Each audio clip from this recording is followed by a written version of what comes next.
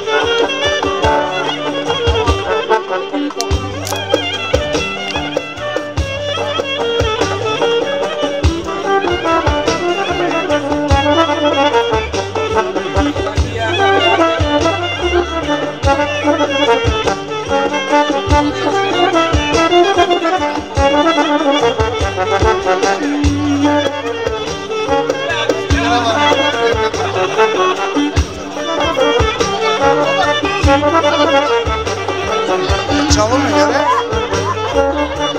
Sen konuşmaz diye sağ ben konuşayım.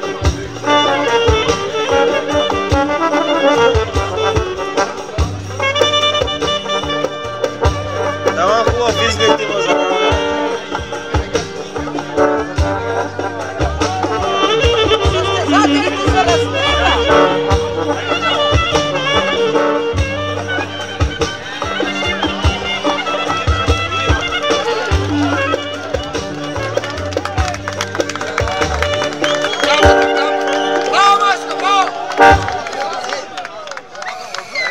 Пет пъти през тук го прекара.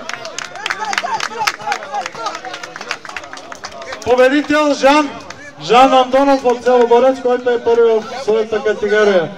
Геннадий Смелов е втори и очакваме развръзката от срещата, която се наблюдавате в момента. Победител ще е на трето място.